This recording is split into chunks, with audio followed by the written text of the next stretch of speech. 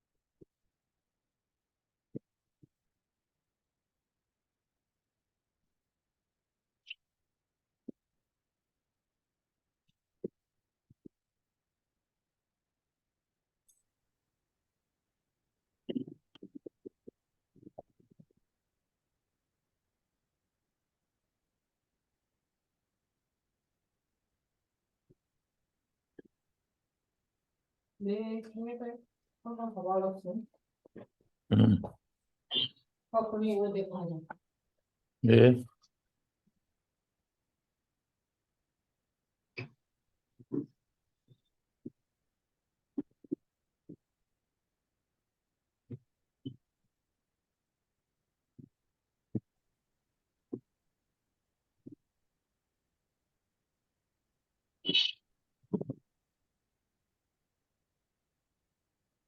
ये दिखा रहा है।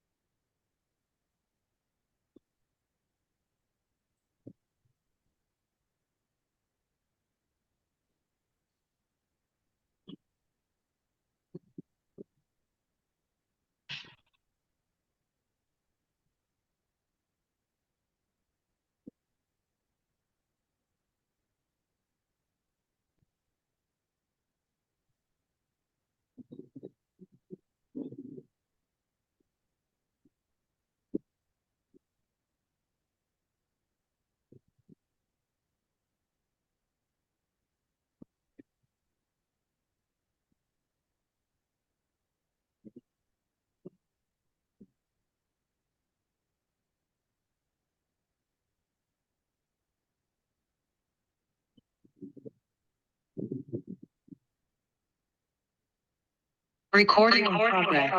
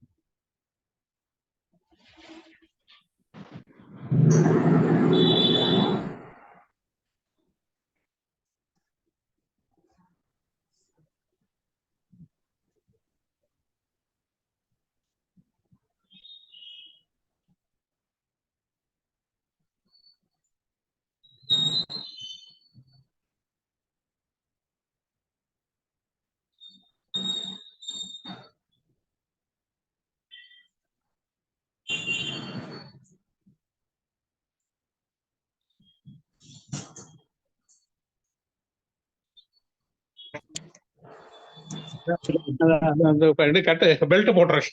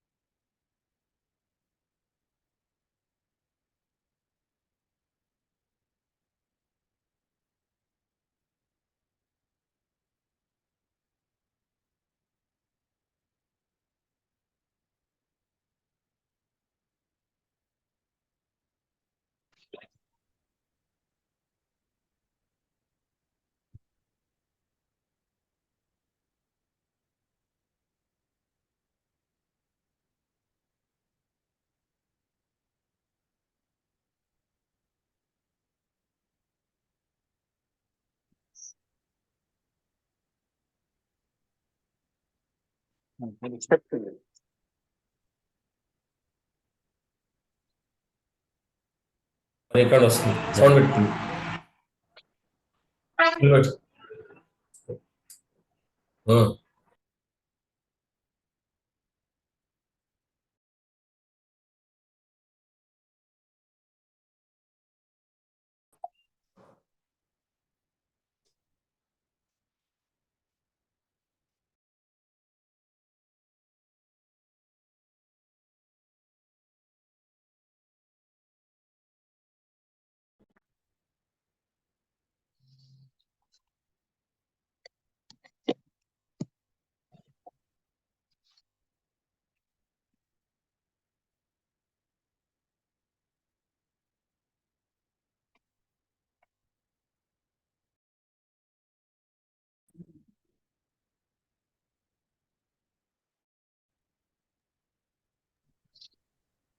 Good afternoon, everyone.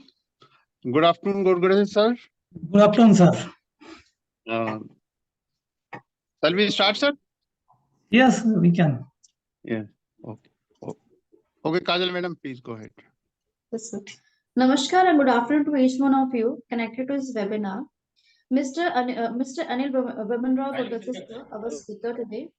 Our chairman, Mr. S.P. Sharma sir, members of AVP, other esteemed participating registered valuers, and my colleagues.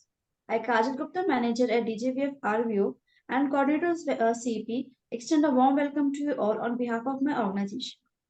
As you are aware, topic of today's webinar is classification and valuation of agricultural land and its impact on real estate. This topic is often a matter of discussion by registered valuers. They want to know whether RV of land and building can evaluate agricultural land. Valuation of agricultural land is different from valuation of other real estate properties. There are guidelines as regard to classification of agricultural land. Different parameters are applied and different rules and guidelines are followed for valuation of agricultural land. Considering this, we have taken this topic for our CP. This topic will be discussed in detail together with its impact on real estate by our speaker, Mr. Gurgaresh sir. It is a new topic. We are sure that it will be useful to participants in their professional practice. Before I hand over mic to Mr. Gurgaresh sir, I would like to briefly introduce him to you all. He is highly experienced and qualified professional. He is BE Civil, passed with distinction, MA Civil Structure, First Division. He is a registered value duly registered with IBPI. He is a former town planner and assistant director of town planning valuation and has professional experience of more than 30 years. He has working skills in the fields of first land acquisition valuation, second mortgage and lease deed valuation of MIDC, CID, CO, MHADA, etc. Third, court cases valuation. Fourth, income tax related capital gain valuation. Fifth, sale deed adjudication. He has independently prepared ready reckoner for Marathwada region, which is widely used by banks and government departments. It is going to be an interesting session for you all for the next 2 hours. So over to you, sir. Thank you. Thank you, ma'am. Welcome, sir. Good afternoon, everyone. Already Kajal ma'am has introduced me. So without wasting time, I will straightway go with my presentation. This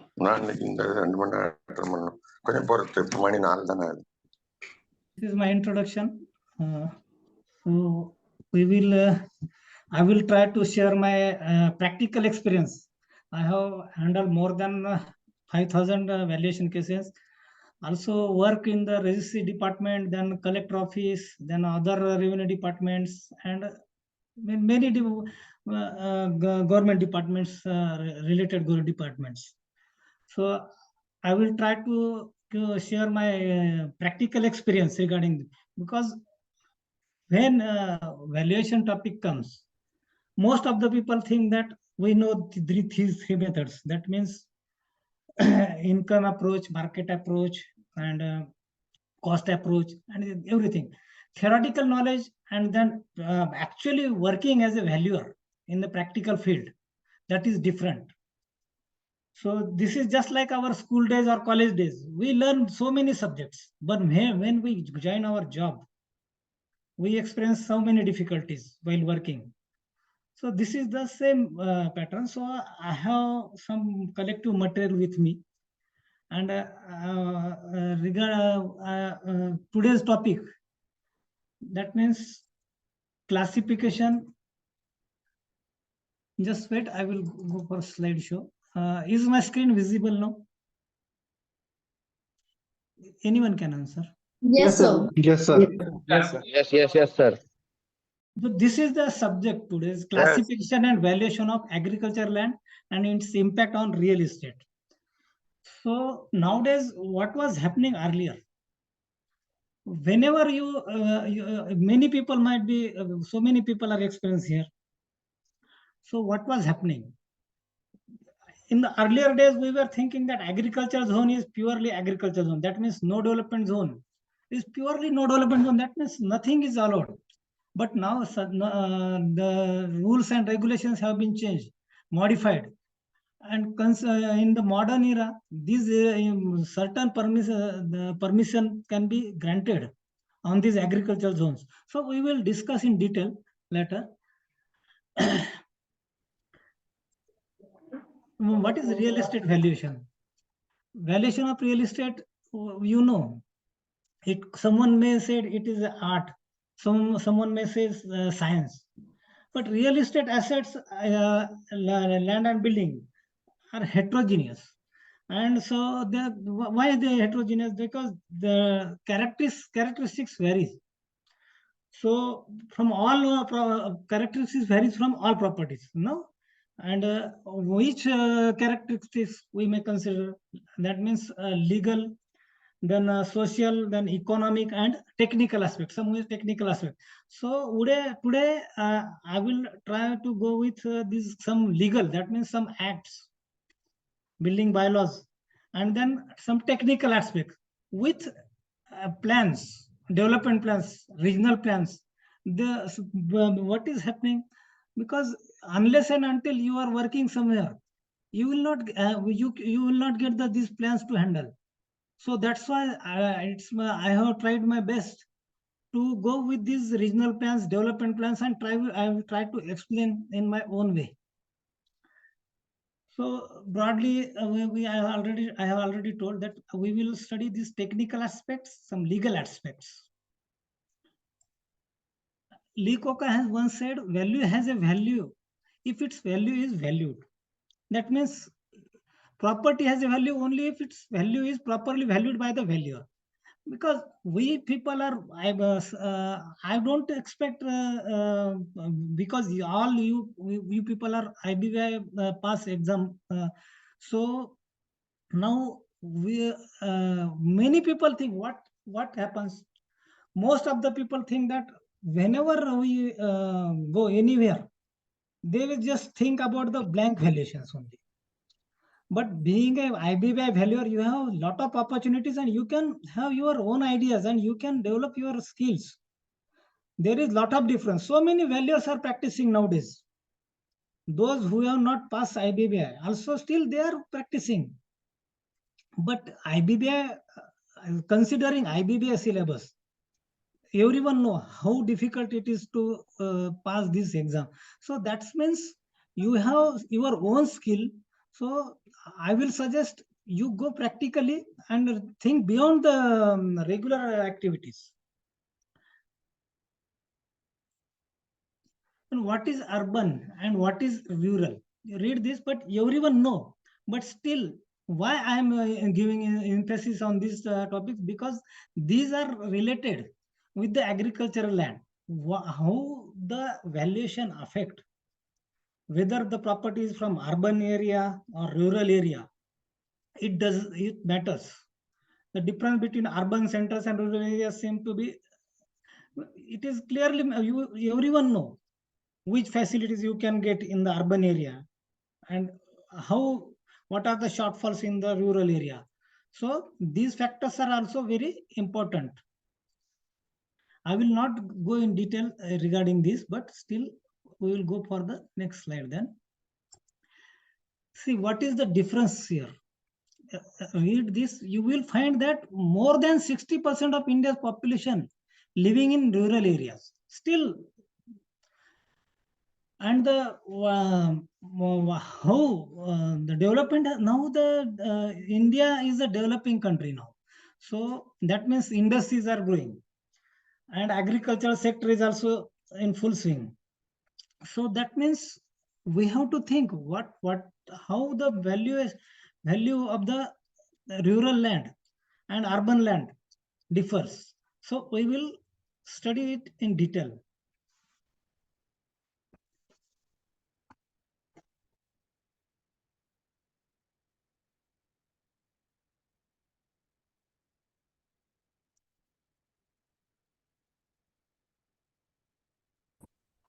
Because rural areas continue to lag behind urban areas concerning poverty and food, employment, income opportunities, and transport facilities, and so many factors are there. So that's why that is the main difference between rural area and urban. That is the gap created between urban and rural sector.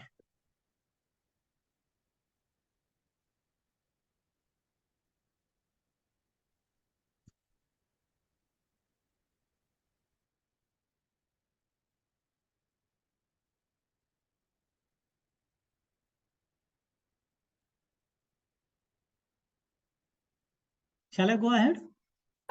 Largest digital platform supported by the Valuer fraternity here. Yeah. Next one. Yeah. And this is our reach, and we've slightly moved further beyond this. And thus far, I'm actually glad to say that close to 18 lakh property valuations have been fulfilled on eval. And this means that 18 lakh standardized qualitative reports have been delivered across the country. And it is not just evalu, we are also digitizing advocates. Similarly, your noise is not clear, sir. So we will discuss later on. What I will continue, then later on we will discuss. You note down everything. So we will have a half an hour for the questions then, or discussion then. Okay. I will continue first. So now this is the classification.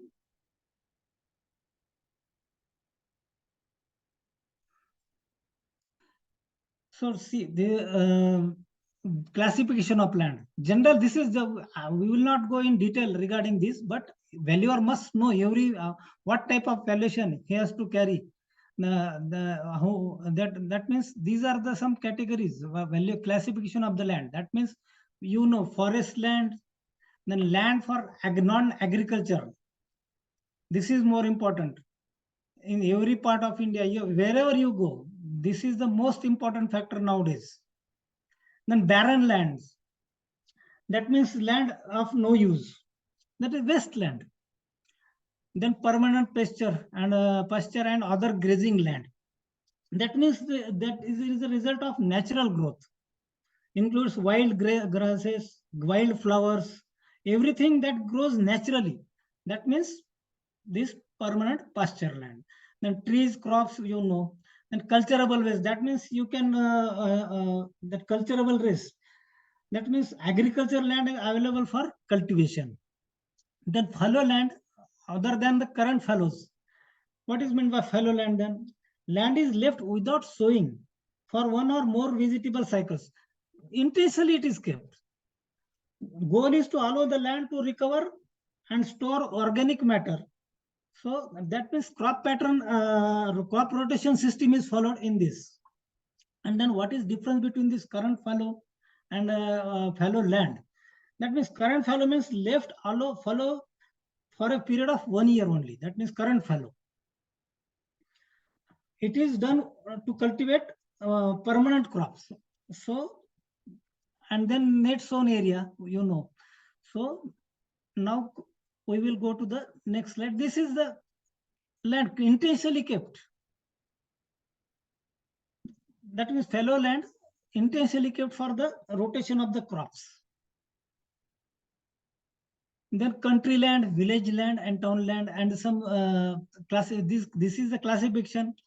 Whenever you study regarding the whenever you the type of transactions, regarding the transaction. That means some properties are leasehold or some properties are freehold. So that means these are the country land. That is what is meant by country land. That is not included in towns or cities and is either used for farming or left for cultivation. That means not mentioned in any ordinance. These are the country lands. Village land, you know, that means 712 extract.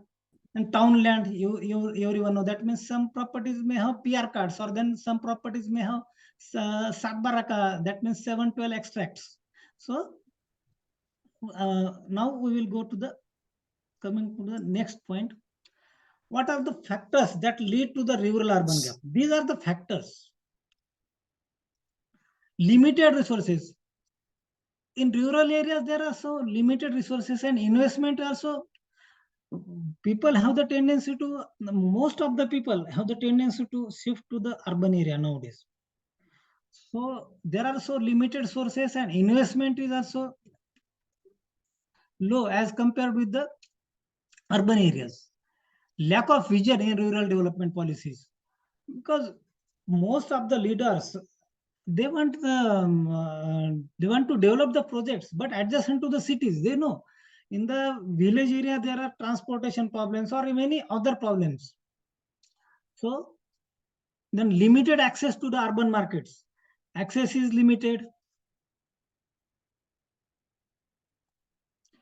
And shrinking demography is most important factor nowadays. Whenever you are preparing some plans, whether it is a development plan or any other plan or any other government schemes, government has to think about the demography. Then social issues, so many social issues, you know, I will not go in detail regarding this point. Then lack of basic infrastructure, you know, in rural area, there is no infrastructure. So people will not prefer rural area. Read this, then I will go to the next slide then.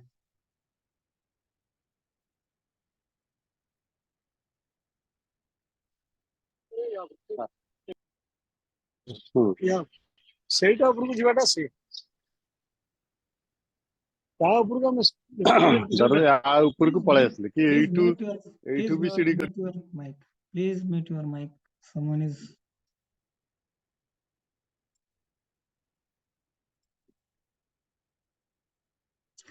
So the urban rural links, these are very important. Whenever you are valuing a property, being a valuer, when you handle the valuations, whether it is from the rural area or urban area or adjacent fringe area, these factors are very important. So I have some plans with me. I will explain in detail then.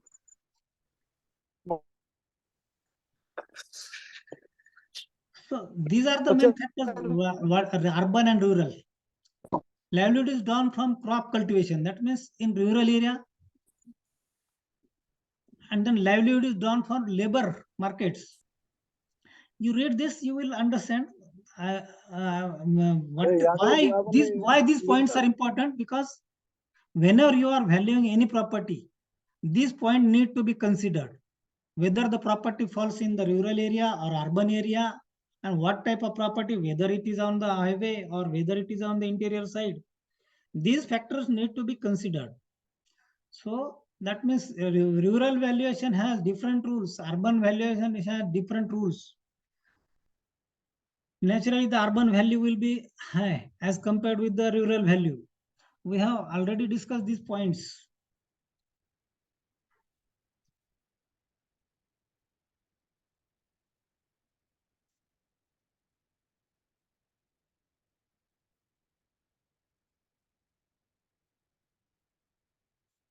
Because mainly infrastructure is more important. Transportation facility is more important. If transportation is not there, then naturally the cost will enhance them.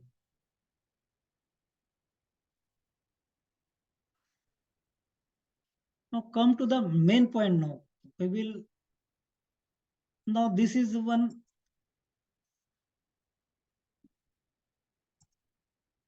Is plan visible now? This is the development plan, one of the cities from the Maharashtra. Just for example, I have taken so that many people while giving lectures with some 50 hours training, I have noticed that so many engineers and valuers are working, but still they do not have the knowledge regarding these development plans and regional plans. So that's why I have chosen this topic and will try to explain. See, this is the congested area in this development plan. See, then this is the outer area. This is the outer boundary of this municipal corporation.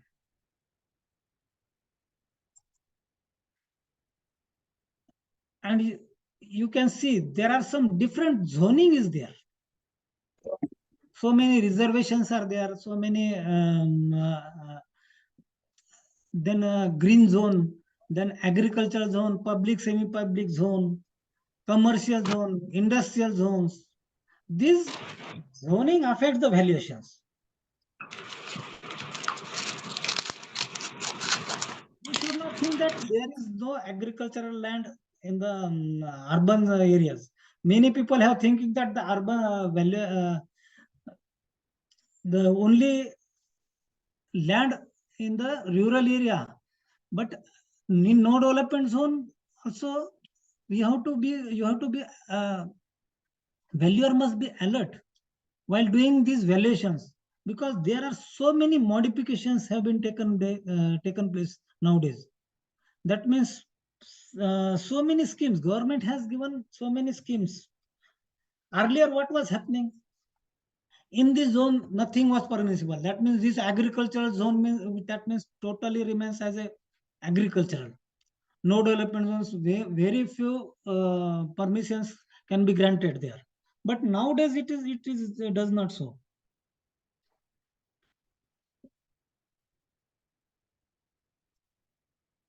What is the intention of these development plans? Read this, so we will go for the next slide then. To achieve plan, because planned comprehensive plan is important. The main objective of development plan to ensure proper utilization of the land.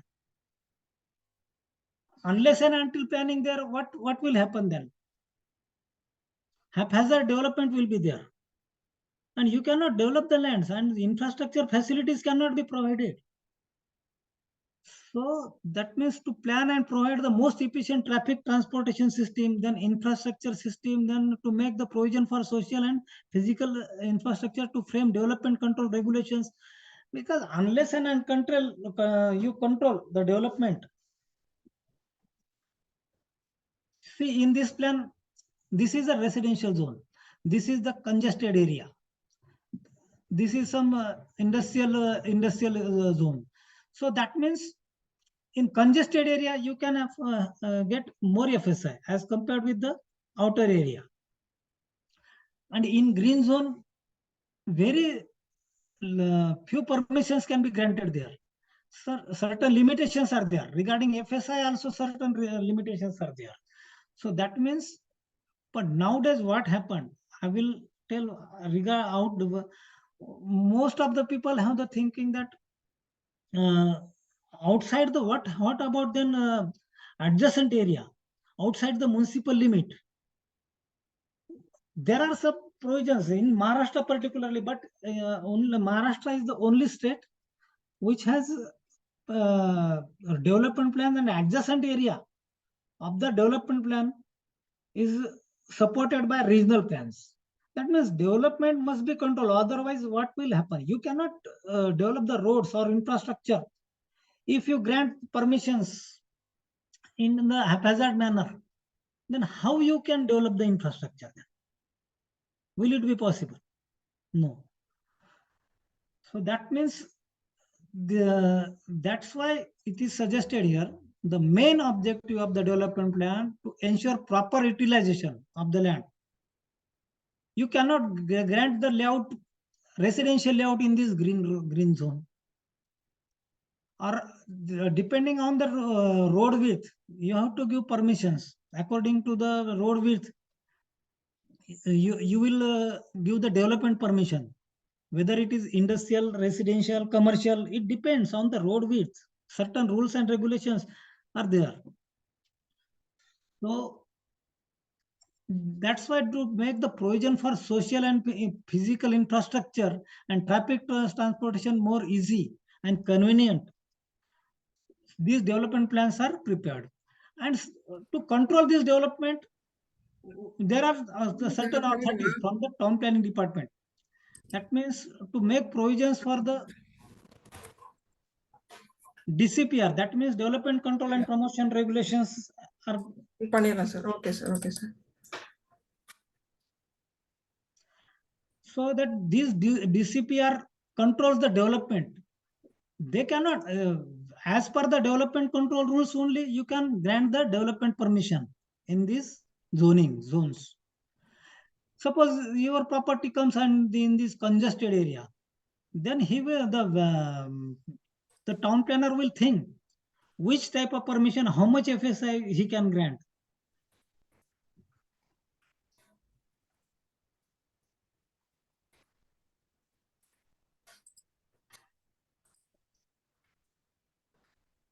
See, one of the municipal council, just for the many people were asking me what is the development and what is regional plan. That's why I have chosen some examples. I have some collective material with me. So in this, it is clearly shown. That means this is public, semi-public zone. Then this is residential. Most of the people know residential zone. That means layout and everything, or no development zone. But what about the other zones? That commercial zone, industrial zone, reserve site. In as per the Maharashtra Regional and Town Planning Act 1966, you have to revise these plans. These plans are for the 20 years. And after 20 years, they, as per the requirement, they revise these plans. So for the revision, municipality carry out the survey and everything, and the detailed procedure I cannot explain here. But considering the population and for further period, demographic calculations are important. Then infrastructure facilities are important. They carry out the existing land survey, and based on that, they prepare the development plans.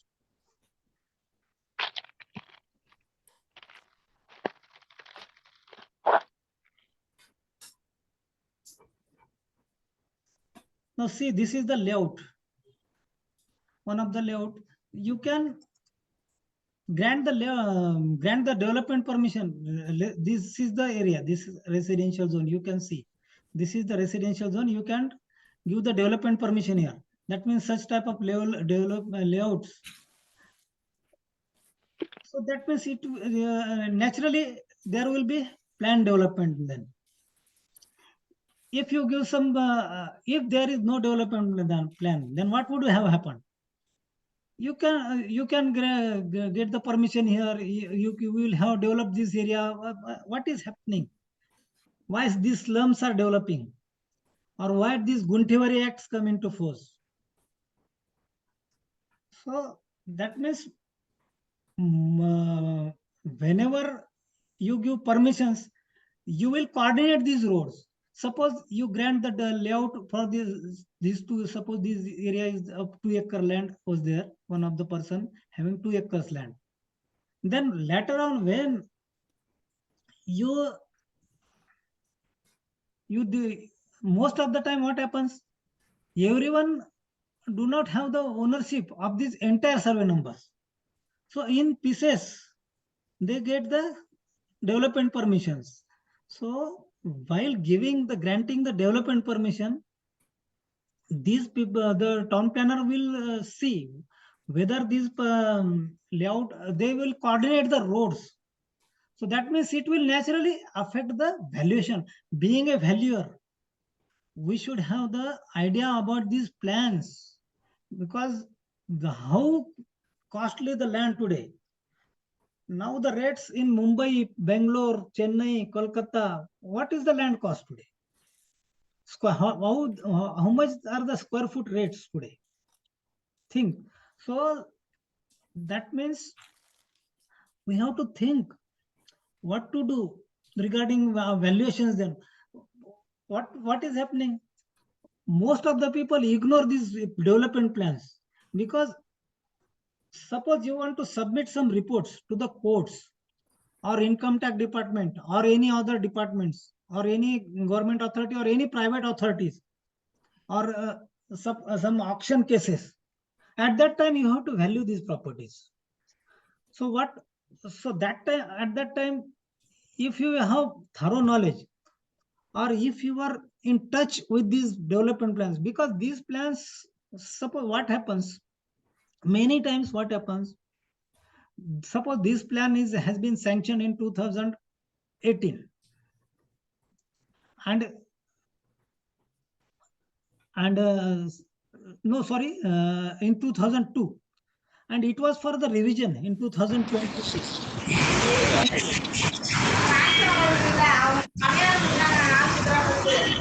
Please mute your mic, please. Suppose this plan is for the revision. At that time, immediately you cannot sanction the plan. That means these proposals can be changed. These agricultural land reservations, these are important from the valuer's point of view, because what will happen? Then government will start, the municipality will start the proceedings of the revision of the development plan. This plan was already sanctioned. That means these reservations were there. This agricultural zone was there. This residential zone was there. So while revising, they will submit the plan for the sanction to the government. That means to the urban development authority. That means that at that time there will be two plans available. One, that sanction plan, and other, that is proposed plan. So at that time, what should be the architect or valuer or should do? Then he has to follow both the plans. That means the stringent of the two. Suppose this land was residential, and in the revised plan, they have put it into the agricultural zone. Naturally, its value will fall.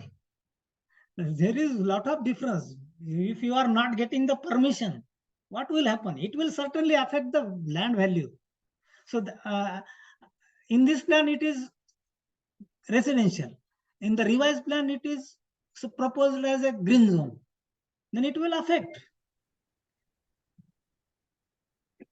So being a valuer, you should be alert regarding this. And second thing, you are IBBI valuer. That means you can practice all over India and you can get valuation from any territory.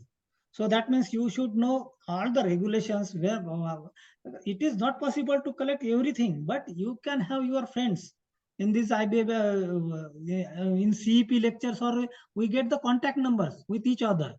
I also do not have the knowledge regarding the development plans of the Gujarat or Rajasthan, or what are the development control rules prevailing there. But still, I am trying to collect this material also, because I have joined in this field for last 3 months before. So I am trying to collect. I will need your help regarding these regulations, because the unified development control rules, these development plans, and these regional plans, these are very important. These value, no one will tell what is happening in this valuation field. Some people call me regarding valuations, and they were simply asking, sir, what will be the effect of the valuation? What will be effect on the valuation of this zoning? We have never seen these development plans. We are not using this plan. That means you should be alert while valuing. These are the factors. Theoretically, you can easily say, you can easily read the valuation. That means income approach, market approach, capital approach, hypothetical method, hypothetical building scheme method, then written down value method, or everything, income approach, so many methods are there. So that means profit method or anything. These theoretical knowledge and practically while working, you need these factors. And these are the major factors which affect the land value. Can anyone tell me how much will be the difference? I expect some answers from you people. This is the purely residential land, and adjacent to this, same survey number is there. This is residential land, and this is the green land. Will there be any difference in the value? Yes, sir, there should be in the green. There cannot be anything cannot be built on the green area, right? Right. But one thing I expect, what will be the difference? What will be the rate difference there? That is what.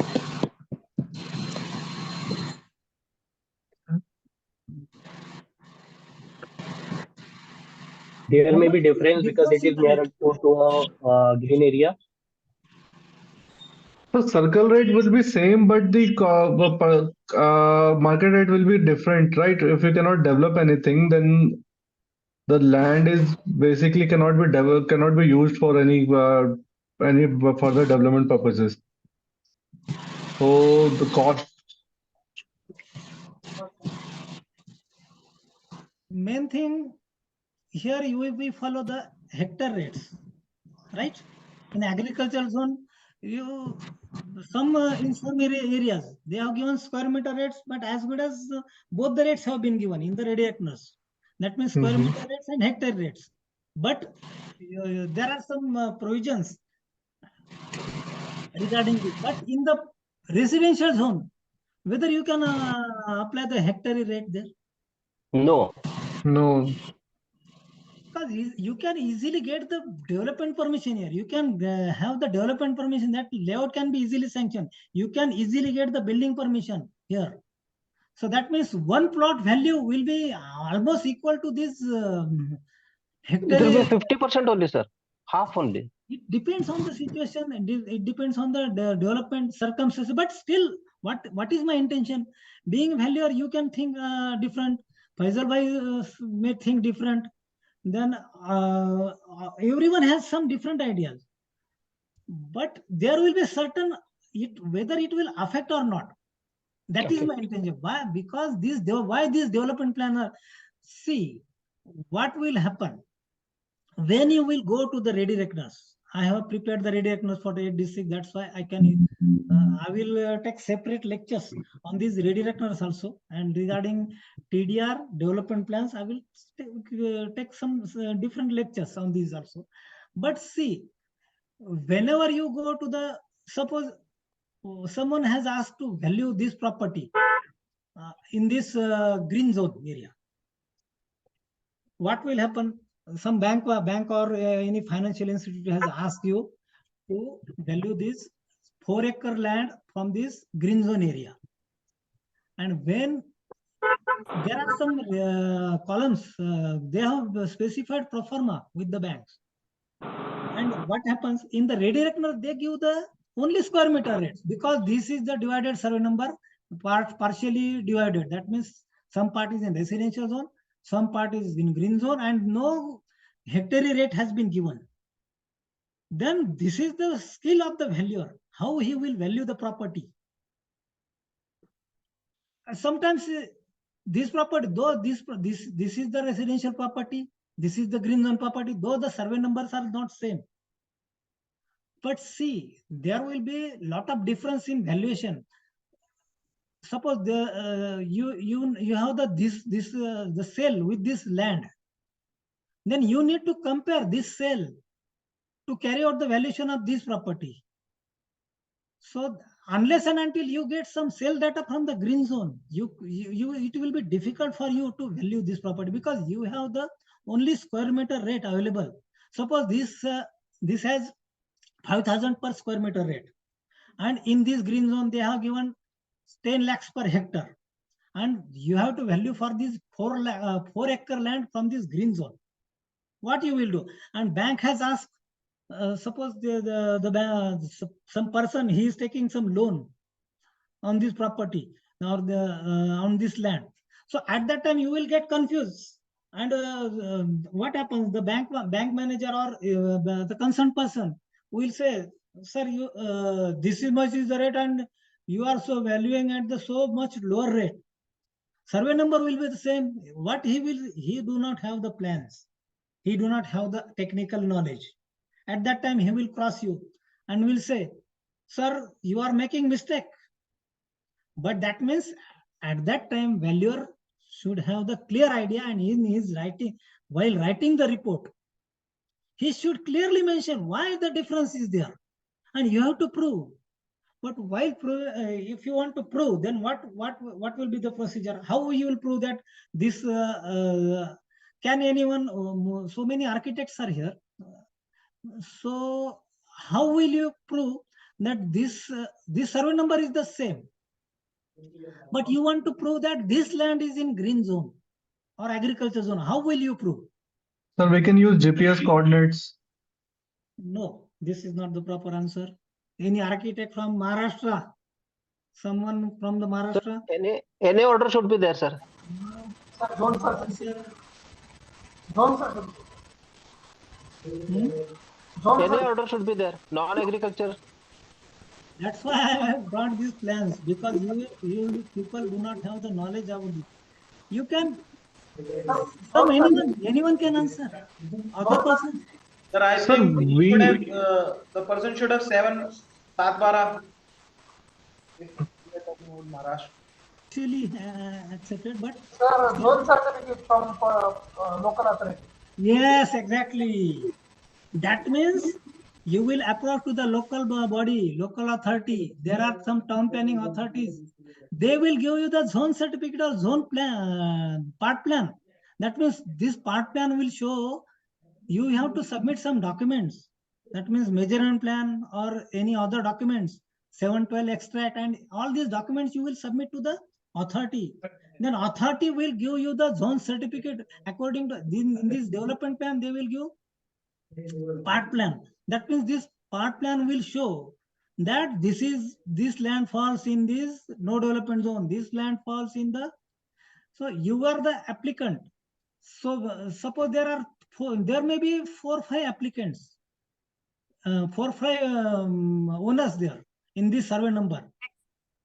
So in order to prove your land, you should have the, which document you will require then to prove this? Zone demarcation.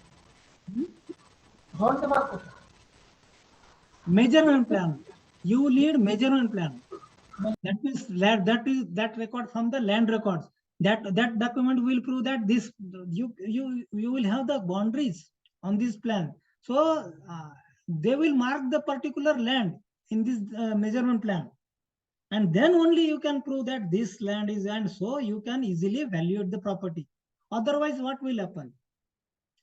You will be same like that bank employee then. So that means you should have the proper knowledge of these development plans. Then read this. So I will go ahead then, because this is very important, because many people are from every part of the India. So every state has some different regulations, development plans, development control rules. These need to be studied by the valuers, unless otherwise you cannot value the property properly. I have carried out more than 5,000 valuation cases. First, what I did, always I go with the zones, whether it is from the commercial zone, industrial zone, residential zone. This zoning is very important. Read this and I go ahead then.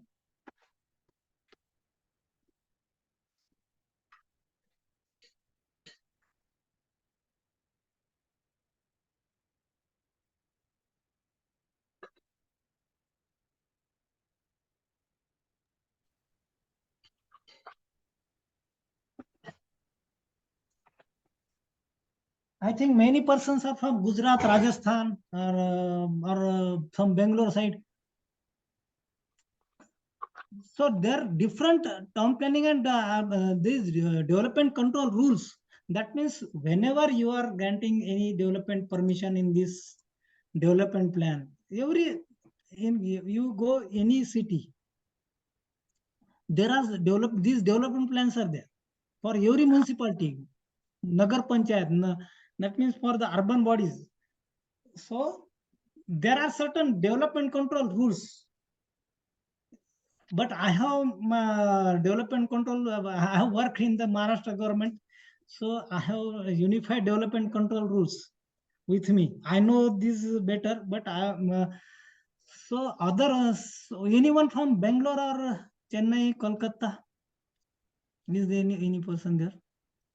So I want to know regarding these bylaws. That's why I'm asking. Or Mumbai, sorry, not Mumbai, Rajasthan, or from UP or Bihar, anyone? Sir, I'm from Dehradun, Uttarakhand. Okay. Then what are have you seen these development plans there? Yeah, sir, we do building approval work, so we deal with these town planning master plans on daily basis. Okay. Then what are the rules regulations there regarding these development control rules? What are the rules there? So Is there there? is like, yeah, there is a like 300 to 400 page book for development for master for by building bylaws. Okay. That means every state has their. This is written. Different state, town and country planning, urban development department has different rules and regulations. They have, every state has the power. So that means you cannot compare my slides with the Gujarat or Rajasthan. This is just for the example. I am trying to explain you how the property will affect, valuation will affect, how the agricultural land will affect, or whether the land from the developed area, you can, unless and until you get the permission, that means it will be the land. So that means every state has their own regulations, and you, wherever you are working, wherever you are practicing, at least you collect these plans. You will get from the authorities. You can easily get these plans, and from the particularly I am talking about the Maharashtra. So I think these plans are mostly available in all the town planning websites of every state. Still in progress. I think it is in the final stage in Maharashtra, but you can easily get these plans from the municipalities or Okay. concerned town planning office. You can easily get this. Yeah, here we have like everything available online. We can go to a website and download them from online. Yes, you can download it, but I think these plans, there might be some old plans. That means you need to update. So that's why I will suggest you collect it from the offices. That will be better. And whenever you are valuing the property, I will suggest you should write down the zone of the property. Particularly zoning, that means whether it is from residential, agricultural, industrial, commercial, whatever it may be. What is happening? Most of the people are valuing that the bank proposal, that means value for the flats. So that's why they do not have the knowledge of these development plans. So being an IBBI valuer, you have a lot of opportunities. You can carry any valuation. There is no limit for the valuers. But those who are practicing without IBBI valuation certificate or other 34 ABC certificate, there are certain limitations for them. That means you can go beyond the 2 crore valuation. But you people are from the IBBI. That means you have no limit for the valuations. So these different regulations, if someone has, Akhilesh ji, if you have these development control rules, then you please send me on my WhatsApp so that I can study. When I'm taking lectures for these for other institutes also. So if anyone has from other states also, please provide me these regulations. I have my Unified Development Control Rules from Maharashtra government, Urban Development Department. I will provide these, but you people try to provide these bylaws to me so that I Sir, can here study. here in Uttarakhand, everything is available on the Uttarakhand Housing and Development Authority website. They update it very regularly, and every few months, whenever it is revised, all the bylaws and all the revisions are available there. Even the master plans are also available there. Okay, very good. Then I will download it from the site then. I'll send you the link. Okay. So more Then or less, this- all the rules might be same on the same grounds only, sir. More or less. No. That's why I am suggesting different state plan planning. Why these differences? Sir, most of the plans are based on the NBC only, but state to state, major few things vary, matlab, but mostly it is based on NBC. Yes, I'm coming to the next slide. I will explain. This I have already covered in the next slides. So you will. Okay. So now come to this plan. What can anyone tell me what is difference between this? Now I have told you development plan, and this is regional plan. What is difference between these? Read this. Take your own time. I know because these are very important. And while valuing, if you are not using this, then of no use. As per my technical opinion, I have carried out 2-3 inquiries regarding these valuations also. So at that time, I have to use these plans, and because what happens, I will, okay, you read this. For the comprehensive development of the districts, the state for my outside the municipal area, what will happen? If there will be a haphazard development, then how the infrastructure can be developed? How you can develop the road? If you are granting the permissions anywhere, how you can develop the infrastructure then? That means zigzag pattern will be there. You will, and the public will not allow, and they will not give their lands. They will not hand over the lands. There might be so many complications then. So that's why Maharashtra Urban Development, the Director of Town Planning, did good job. These plans are updated, and almost the unified development control rules. You all people go through this Maharashtra UDCPR. These are very good bylaws. Senior officers have taken their own time to because they have considered everything, and all these factors are related with the valuation. Many people do not know regarding TDR, then land acquisition. These factors are related to the valuation. What happens? Most of the valuers think that this is not our field. We are related with the valuation. We have the ready reckoners. That ready reckoner is different, but this plan affect the values. So you should have thorough knowledge about these development plans first. Then only you can properly value.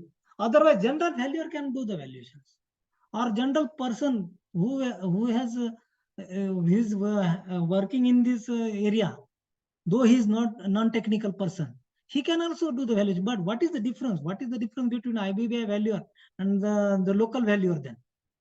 So that means you should have the thorough knowledge. These are for the comprehensive development of the districts. That means outside the, I will go to this plan then. The adjacent area, this is the then rural area then, right?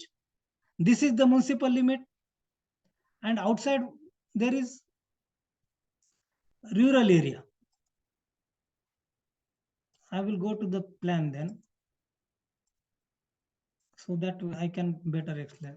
Just for reference, I'm using these plans with my collective material. I have collected it from my friends, and so try to explain. So this is the regional plan.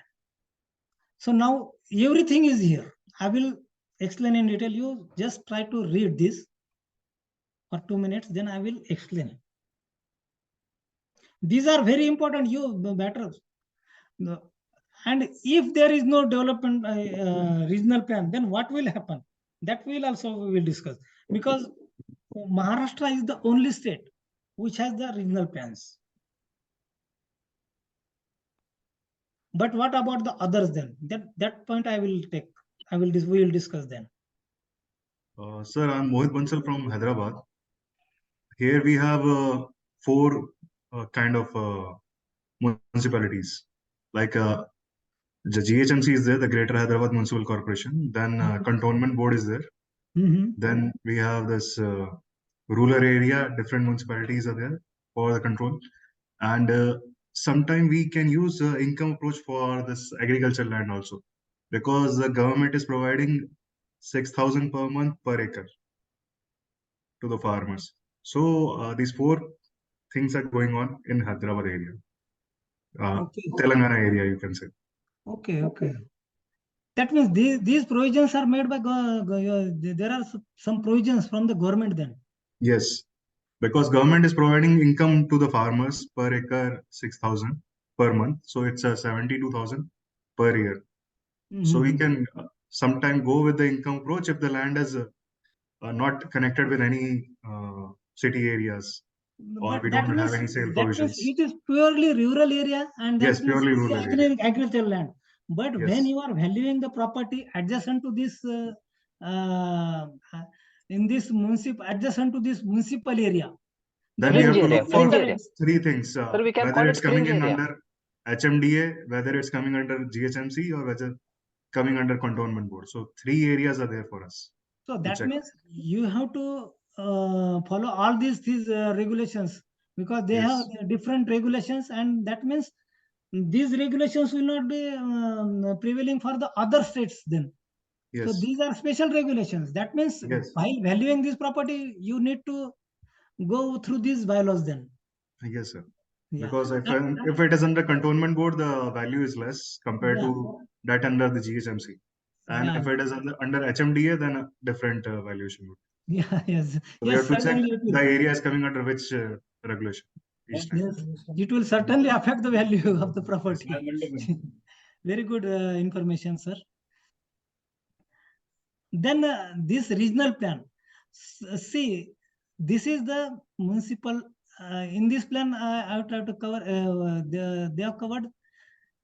This is the municipal limit. Then adjacent to this fringe area. That means this is also fringe. Though this fringe area is also there are some authorities. That means SIDCO or MIDC or some authorities are there. So these are the authorities. They develop their development plan. For this is the for municipal limit. There is a development plan, right?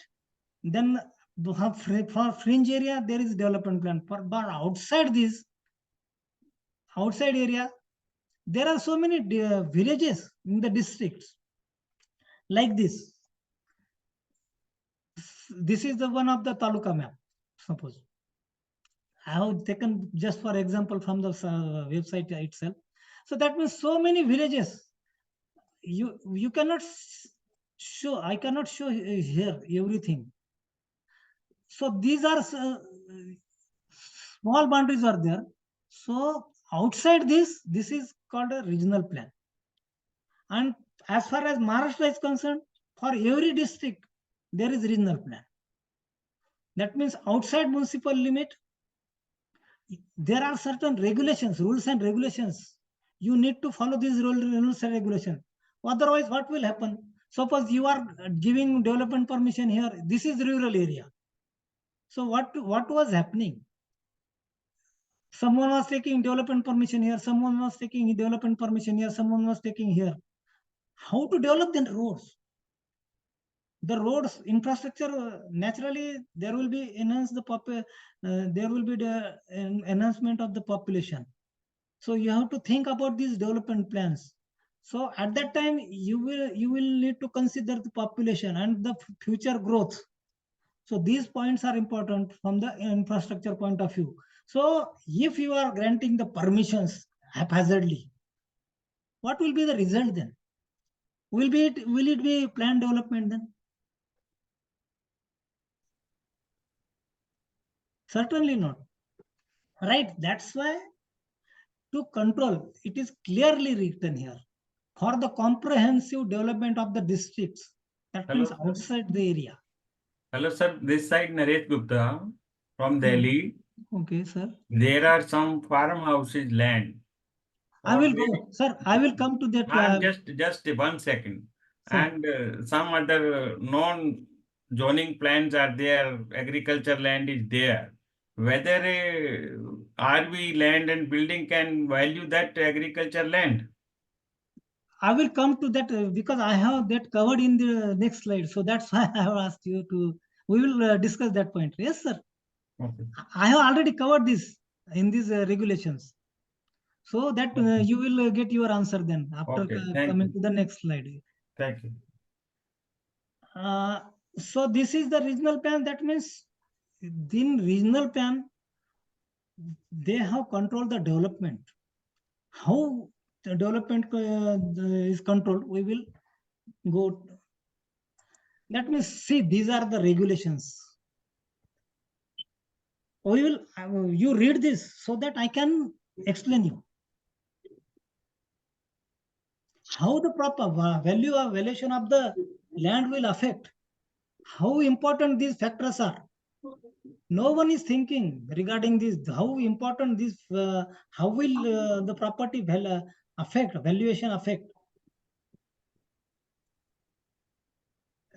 These are provisions from the Unified Development Control Rules for the Maharashtra region. So you cannot apply these rules to the entire other states. So you have your own regulations, because in Maharashtra, why I already told you that in Maharashtra particularly, entire region, inch land of the Maharashtra comes under, other it comes under the development plan, otherwise in the regional plan. That means certain if you want to take development permission, there are certain rules and regulations there. You can in green zone also we are giving some permission. We will come to that point also. It is clearly given here. That means this is the totally green zone, right? See, this is totally green zone. But every village, suppose this is the taluka, and we have selected this, suppose one of the village. Then every village has Gauthan limit. So that means that is said. Suppose this is the regional plan, all the lands are in the green zones. You want to take, you have to take development permission from this village. These are the rules, regulations. For in the Unified Development Control Rules, there are certain provisions. What about these provisions within the belt of 2 kilometers from the boundaries of municipal corporation? That means outside the municipal limit.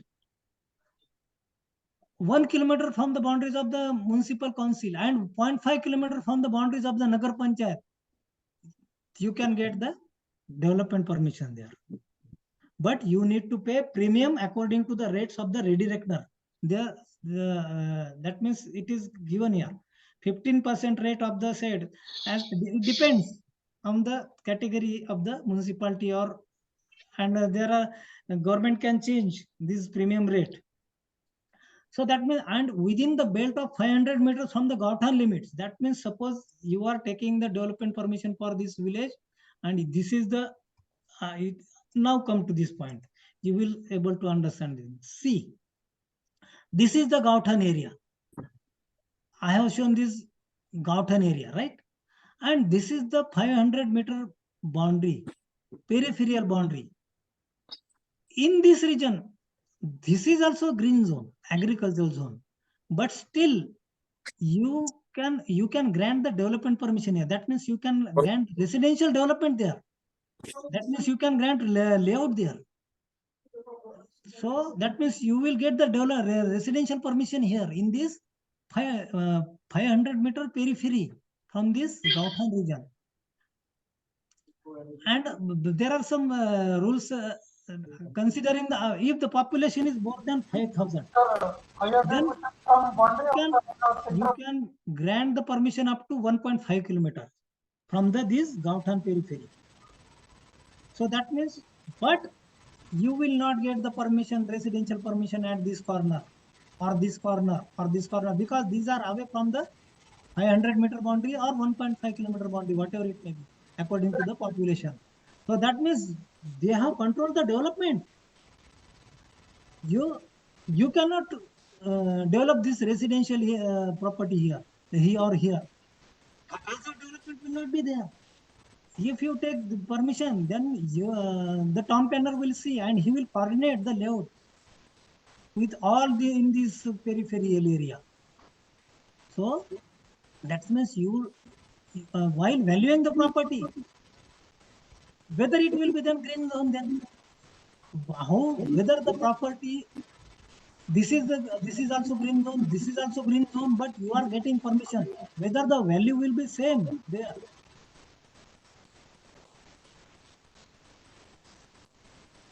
Vikram ji, विकास जी बोला. Sir, 500 meters from center of Gautama or boundary, extended boundary of the Gautama. Periphery mentioned here. You see, read this. Within the belt of 500 meters from the Gautama limits of settlements having a population, that means this is the Gautama boundary. This is the peripheral boundary I have shown. This red line. This is the original Gautama limit. From this point, you will count 500 meter anywhere. Of periphery. From the boundary of the Gautama. From the boundary of the Gautama. But boundary of the Gautama is irregular shape. Then how? Yes, it is irregular shape. So that means this will certainly affect the valuation. So while doing the valuation, you people must be alert about these development plans, regional plans, and because this will not be then, if you are getting residential permission, you can develop residential properties there. You can get building permission there, but you cannot grant the residential permission here. So, but see, one thing is funny here. You may say that area is highly potential for living. You are not audible.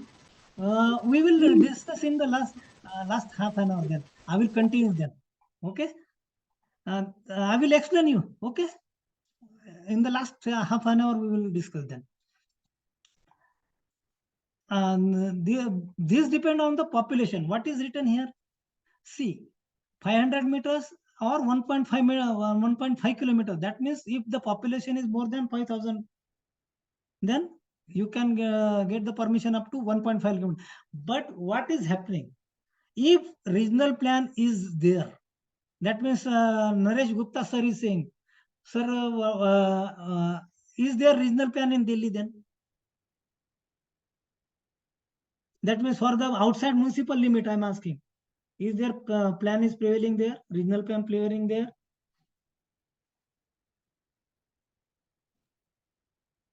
Gupta sir ji. Sir, there is development plan is there, different zoning is there, and certain area is there for the earmark for the farmhouses. Some land is away from the zoning plan. It is a green land having some crops or some trees. Whether my question is whether RV land and building can do the valuation of that green area. Yes, you can do. No issue with the valuation. But how will you value that property? That is the main difference. That matters, because you are developing the farmhouse there, right? Right. But what there are certain provisions regarding the farmhouse. That means you can, in particularly Maharashtra, I know. I don't know the rules regulations in Delhi, but there must be 1 acre of land, minimum 1 acre, to develop as a farmhouse, and they can grant only only 4% FSI is there. So that means how much property you can develop in that farmhouse? 400. 4%. Minimum area 1 acre in Maharashtra.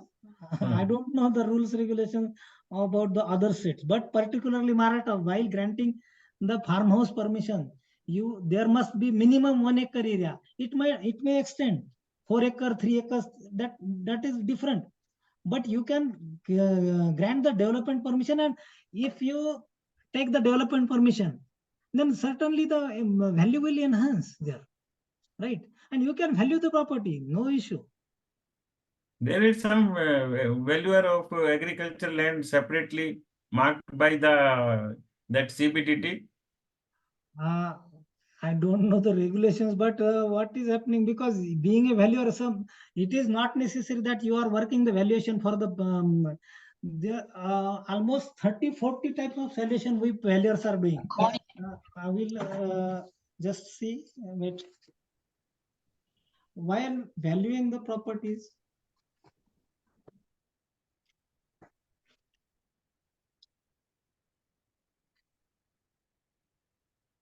you are just saying for that particular, but suppose you are valuing for the income tax purpose or capital gain purpose. Yes. Or there might be some stamp duty purpose. Yes. Stamp duty purpose. It is, you have to value because you are valuer. You got the registration. That means you can value the property. So it is not necessary that what is the purpose of that valuation? You are saying I didn't understand. For the capital gain. That capital gain, I think there are some different rules, because they have income tax department has framed their own rules. I Yes. don't know. Better you contact income tax office then regarding this valuation, because whether if you have the 34AB certificate, then you can value the property. Okay, and that So there are 7 categories mentioned, no, sir? That I've got the certificate, no issue. And other thing, some even people want their property to be valued for their accounting purpose. You can give the valuation. Yes, you are registered valuer. Being a registered valuer, you can give Sir, your even under 34AB, there's a separate category for agriculture, sir. Yes, sir. Under 34AB, a land and building valuer cannot value Agricultural land. Yes. Yes. Though I don't know the rules, but regarding this capital gains, but it might be there. But who carry out the valuation proceedings there then? There's a separate category of agri valuers are registered separately. So they are registered separately. Different. Agriculture land valuation is different, na? Because it affects what we are studying here today. Because it certainly affects whether the agricultural engineer, how he will study this development plan or regional plans. He doesn't. That is what exactly you are saying. He doesn't have the knowledge regarding these plans. Then how he can carry these valuations? You can give your opinion. I think you can. If the client asks you, you can give your own valuation report. He will, whether they will accept or not, that is different. But you can do the valuation.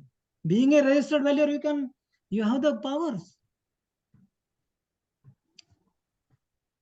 Then we will. No, sir, in 34AB registration, sir, in 34AB registration, they are clearly written that apart from agri land, you have to value the land and building. Apart from agri land. So that is what I'm saying. I do not have that registration. I don't know the rules. That's why I was. But you can give your own. See, that is different. But you can support it. Suppose some party is not satisfied with this valuation, then he may go with the other valuers, and at that time you can give your own opinion. Then he can represent. He can say that this valuation is wrong and this is my own value, because he need to represent his side. At that time he can prove, and at that time you can give the valuation. Then so the question was for income tax, whether a land and building valuer can value for income tax purpose of a agri land, sir. That was the question. So that is what I am saying. I don't know the rules. Yes. No, sir. No. But what you can give your, suppose some notice is been given by the department. At that time you need to prove from your side. At that time he may take your consent at least, and on that basis he can prove that this is the value. You have the right to prove, at least that party has the right to prove, though it is not officially allowed, suppose, but the party has the right to prove that this much is the land, and the officer will discuss and take the decision. Then let them Yes, take yes. the decision. And in IBA registration, sir, there are only 3 categories mentioned. Yeah, I know it, but we will discuss later. Then we have Yeah. Okay. One thing is this, if we are not allowed to do the valuation for the agriculture land, then our reports is also not valid for submission for the cross checking. No, I'm not. I will not. If the person takes a special report also, it won't be valid for proving anything. This is. I think no one is registered in agriculture over here. That I think there is some certain category for the government officers there. There might be, because I have given the reports to the income tax department also. They have asked, but this was the official matters. In some official matters, I have to submit some reports. But I don't know regarding these rules. We will take information. We will discuss with the income tax officer then, and we will gather the information then. Then your union must do something regarding this, because you are the expert valuers. IBBI valuers are the expert. Okay, then we will go ahead. These are the rules framed by government. We cannot do anything. Then how the property affects? See,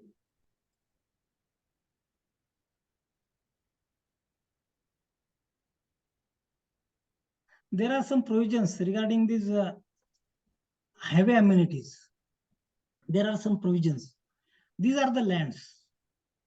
How the land, this is the totally rural area, right?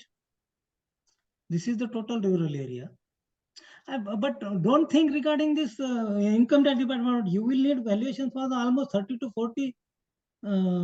Suppose you are valuing for the visas also. At that time, you will need to take valuations. For the auctions, you will have to carry out the valuations for the bank purpose or financial institutions.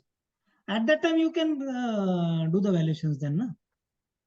So how this property land will affect valuations in this? Suppose this is a national highway. Just for the example, I have taken this. And then this is the land under valuation. This is the center line of the road. Paying a highway amenity or a roadside amenity, you can grant the development permissions here for the single part, because you cannot subdivide. That means just like residential, but agro-based industry or hotels or these type of permissions can be granted here. So at that time, how the property will valuation will affect? See, this I have shown this property. This is the control line beyond the length, beyond this property's limit, property's boundaries. That means 75 meter.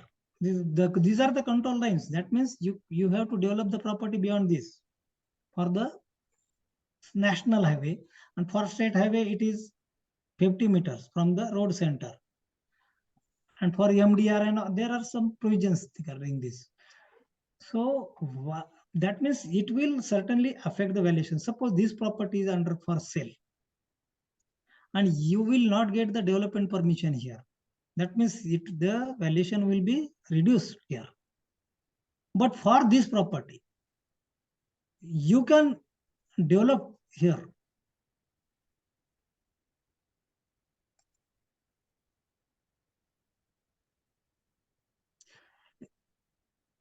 You can carry suppose some hotel permission is there. So in this case, you will not get permission in this region, because this is the control line as per the rules, regulations. So, but in this case, if suppose this is a national highway, and then you can get development permission here, not residential, but other types of permission. That means amenities, highway amenities. They have permitted so many highway amenities. You go through these development control rules. You will find out which type of development permission can get. Some industrial permissions might be there. In agriculture, then you can get the development permission adjacent to these roads. So this value, why this valuation affects? Why I am saying this? Whether it is there is difference of value between this property and this property, and why so?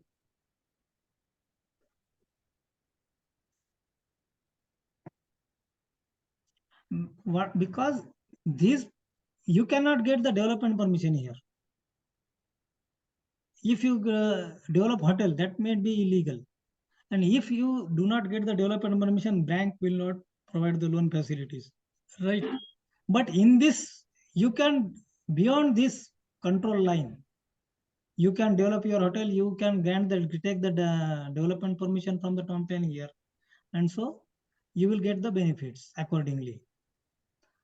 And for these state highways, this is not the actually, this is just, otherwise you will say, sir, this is national highway and you are saying this state highway. This is not just for the explanation I have taken. Suppose this is the state highway, then whether this land can be valued as per the land acquisition rate of the state government. not necessary. You need not go with that land acquisition rates. You have the redirection rates or sales data. Suppose you get the highway rate, other sales instances here in the higher from the higher rates, then you can value accordingly. No, sir, for such land, there is no sale data available easily, very, very rare. Yeah. Very rare.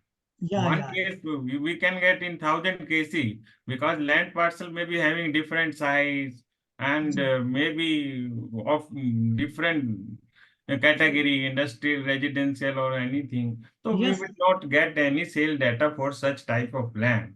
Only we have to go as per the state this stamp duty rates or this land acquisition rates.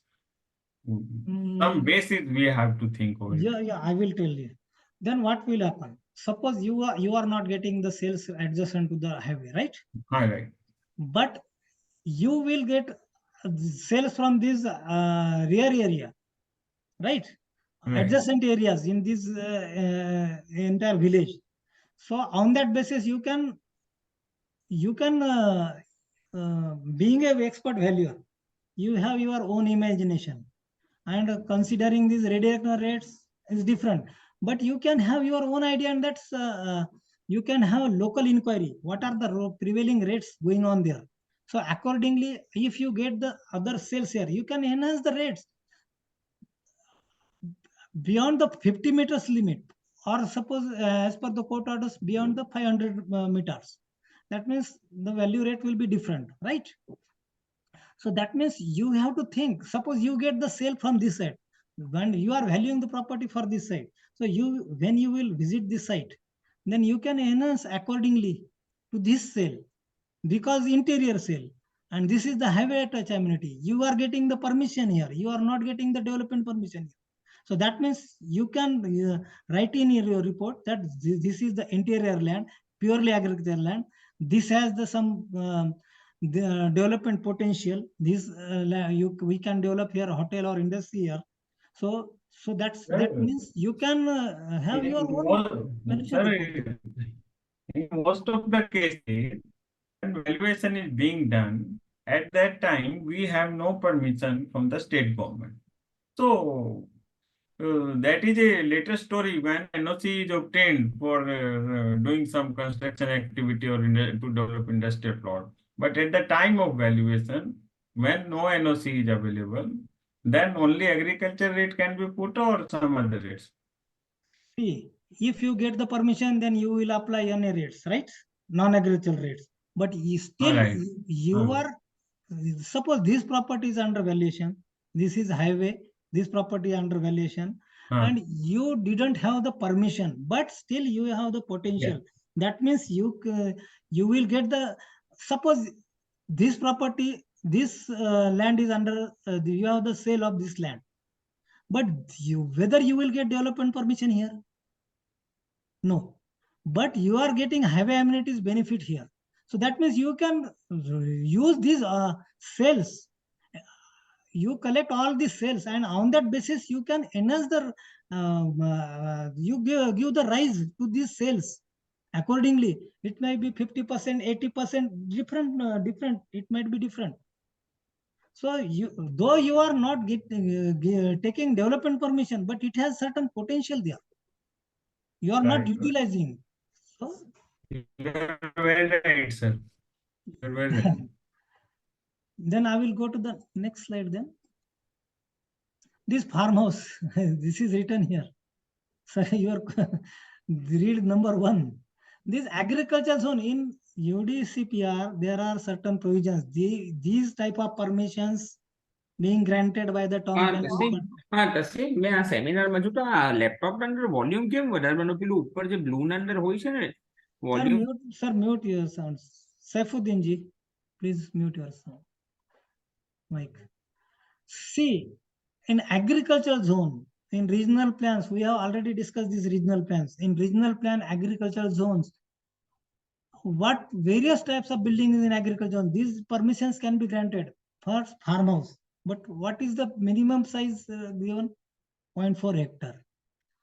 And if you are getting some permissions there, then certainly there will be, if though you are not taking development permission, but it is the land is capable of getting the development permission. That means certainly the land value will have. You are not taking. Suppose I have bought property from you, then I will take the benefit. So that means you, being a valuer, you must think regarding these points, regard these development control rules. Farmhouse, then highway side amenities, service godowns, factory outlets, highway malls, shopping malls. But remember, I will go again. You cannot subdivide this plot. You will get single plot permission here. That means some amenities can be provided there, but there are some provisions regarding amenities also. That means your minimum open space, minimum amenity, you have to leave that space for the as open space and amenity and for the roads. And yes, what is happening? Some people might think that I will have the plotting in this, but it is not so. That is written here. That means you cannot subdivide. Second thing, in the regular, suppose I will go with this. Okay.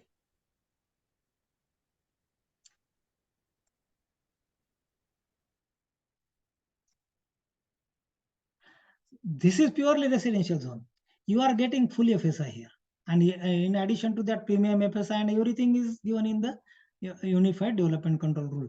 But you are giving development permission here.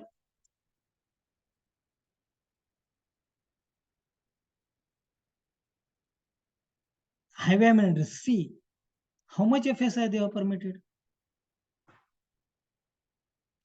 Up to 0.3.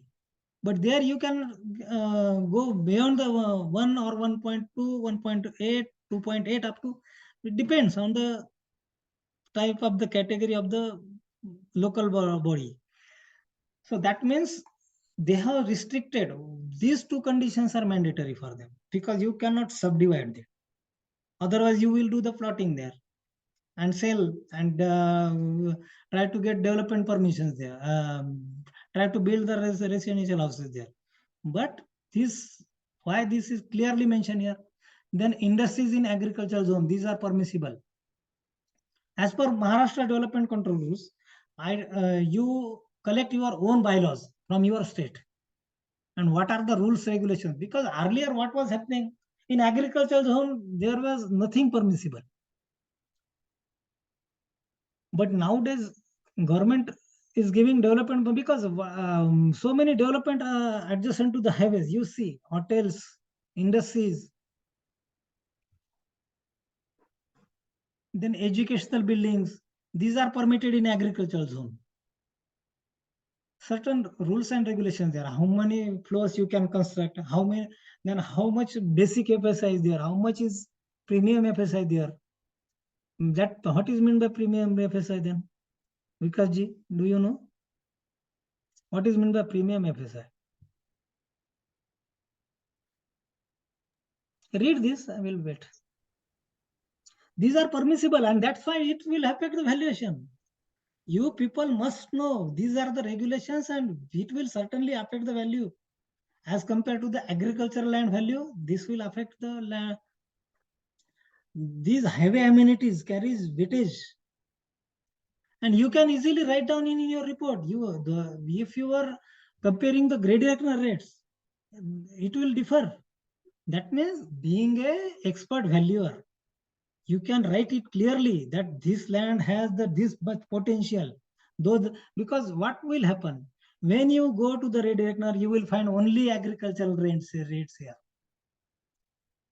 But you are getting some development permission there. That means it has potential of the per square meter rates also. So at that time, though there might be difference, if you clearly write down in the report that this much, why this is the difference, it will be acceptable then. Authority will also accept. But you need to write it clearly. This is the regional plan. This is the highway amenity. These are the rules as per the rules and regulations. This is permissible. This much FSI is permissible here.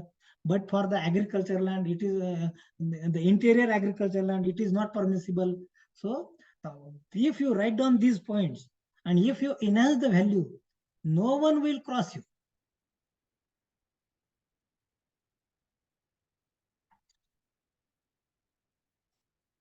Then amusement parks in agriculture, these are permissible. But FSI restriction is there. See, IT parks, this is also permissible. But see, FSI 0.2. And ancillary service industries, these are also permissible.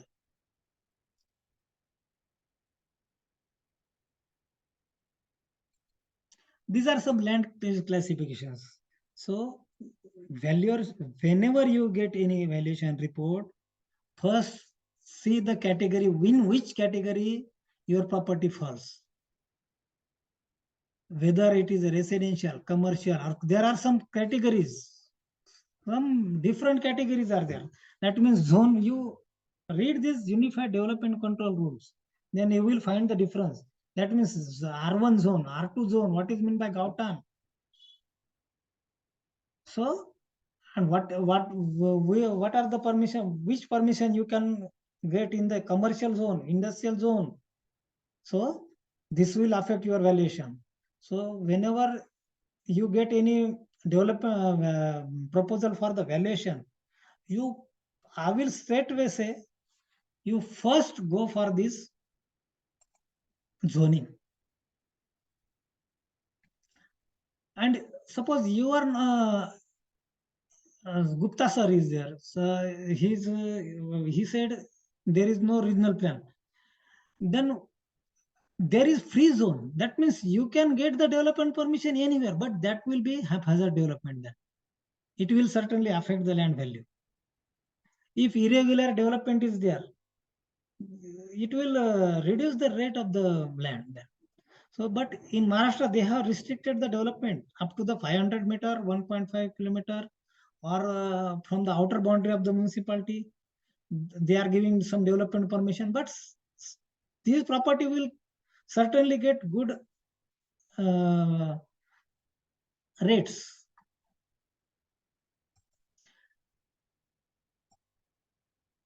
Then provision for amenity space.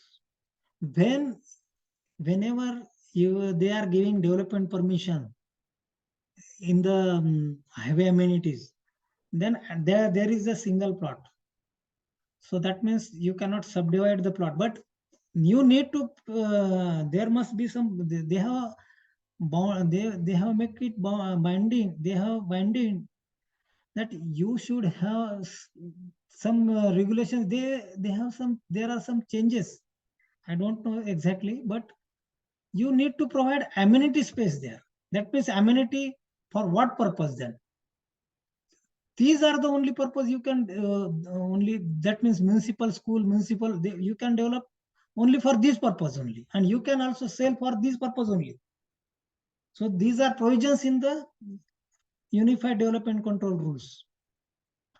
So that means you have to think while valuing that whether this property is from the municipal limit or from the rural area, regional plan limit, or whether it is from the highway touch land, or it is not necessary. That means only highway, not only highways, but some industries can be developed adjacent to the 12-meter roads, or minimum to 12-meter bond is required for the industrial development.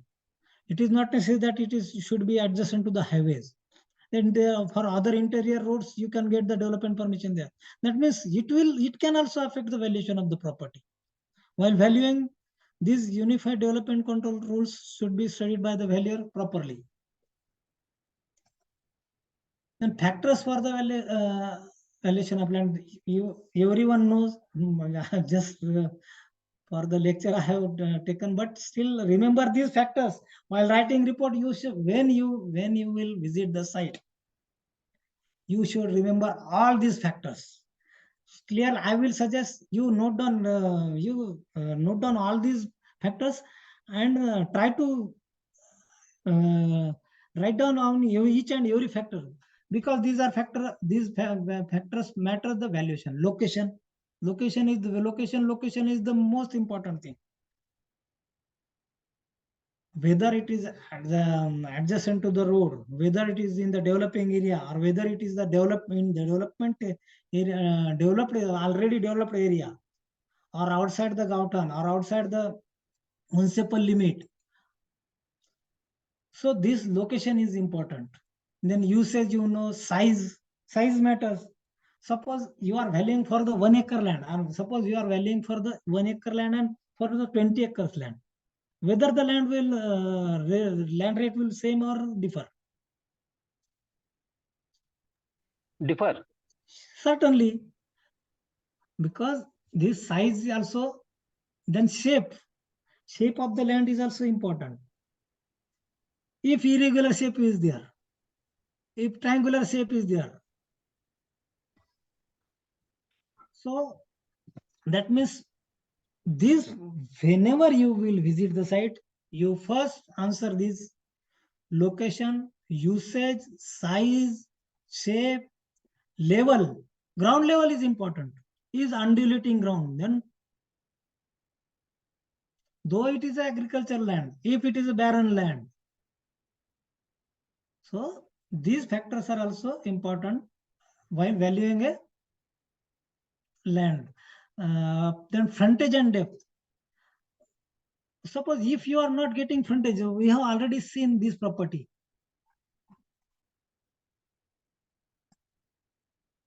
See the shape of this land, and see the shape of this land, and so that means while valuing, writing the report, you should clearly mention that why this property has so much value and why this property has higher value. You can write there. Then levels are frontage, depth, return frontage. What is meant by return frontage? Many architects are there. You must know.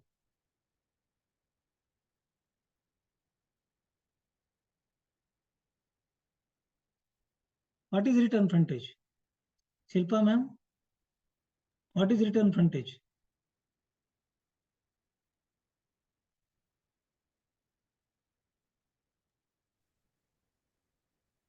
It is clearly property mentioned. with multiple frontage. Right. So whenever you are valuing, if the property has a single road, and if it is has a return frontage, whether the value will be same or different.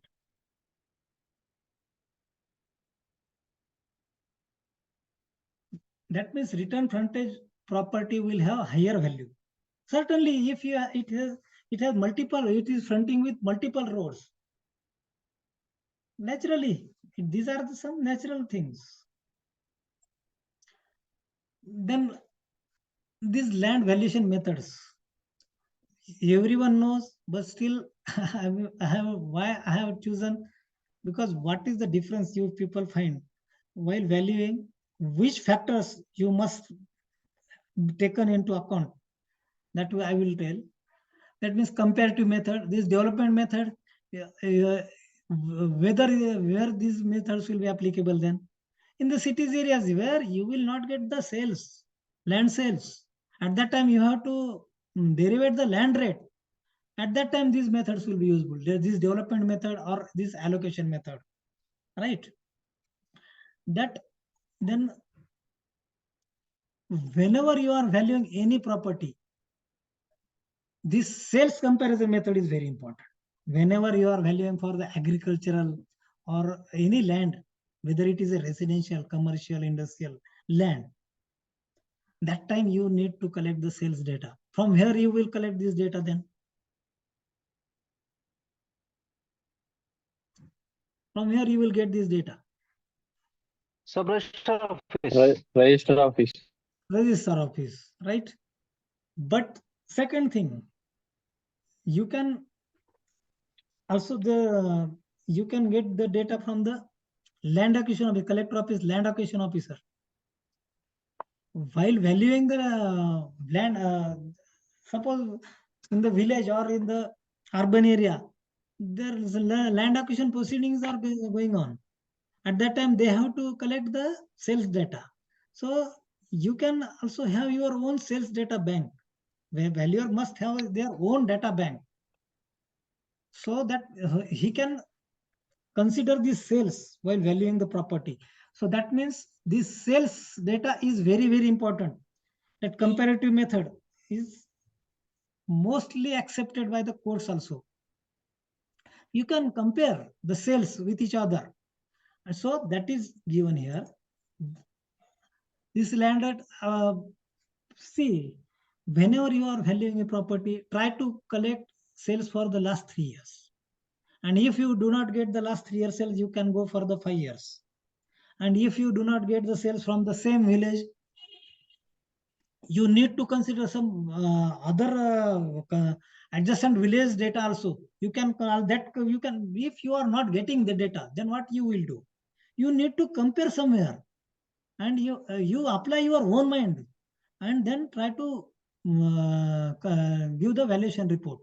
So these are the Give reports. the weightages. Give the Yes, proper weightages. Yes, weightages, you If can give the data is not weightages. available. Yes, but you cannot deny the valuation. Being a valuer, you have to do the valuation. What the general people will, they expect from you, you are the expert valuer. Though you do not have the data, but that means you need to carry the local inquiry there. Suppose you are not getting the sales data, you will visit the site, adjacent villages, you will ask some people, you will ask some brokers that how much rate is prevailing here. So on that basis, but one thing, remember one thing, you should clearly write down in your report that these are my findings. Otherwise, what is happening?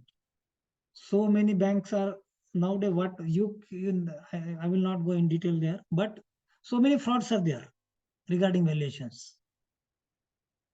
So this sales data is very important then. This extraction method. In this method of land value, unit prices of comparable lands are extracted. Suppose old properties are there. So builder, what the builders do? They try, then these are, see, this method, this extraction method, then development method, allocation method, these are purely the expert's opinion. That means if you have proper study, then only you can come to the judgment regarding these valuations. Land rates, because you do not have the data. And at that time, how will, that means it will test your expert, being a valuer, whether you are capable of doing such valuations.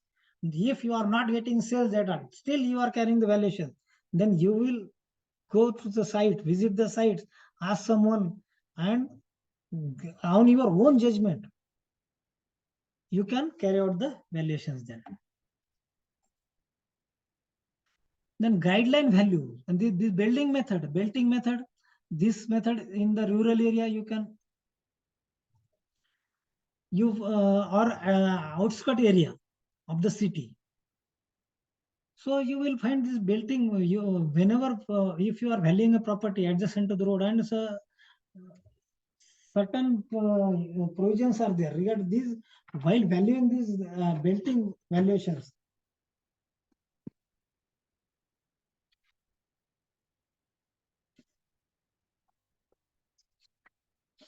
But there are some rules and regulation rules regarding this. That means this property must have owned by one. Suppose I will go directly with this slide so that you will. This is the valuation. You are valuing this property. Suppose this is the 10-acre lands, and so if you are valuing this property land value, you need to go with these belts. First belt, second belt. The value, the rate will not be same for this first belt, second belt, or third belt, right? See, written, it is clearly written here. Land rate for this first belt, it is 600 per square meter. For the outskirt area, that means whenever you are valuing by this belting method, there are some certain terms and conditions there. That means this property must be owned by single owner. Then there should not be road at the only single road from this. There should not be road from these sides. So this factor need to be considered. In numerics, I have given it, but just for the read this. I think you people know.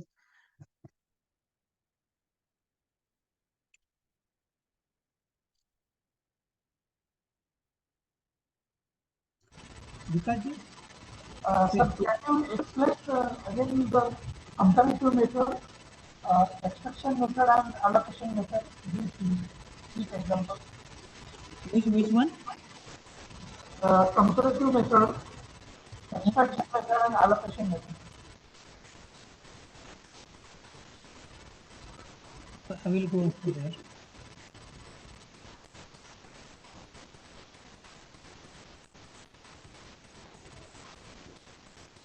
Comparative method. That means in comparative method, what you do? You collect the sales data. Whether you are valuing for the land or whether it is built up property. Suppose you are valuing for the flats also. That time you can have the data of the flats, right? Sales data of the flat. But if you are valuing for the land, then you need to collect the data of the land, right? But in the development method, what happens? You do not have the sales data available with you, right?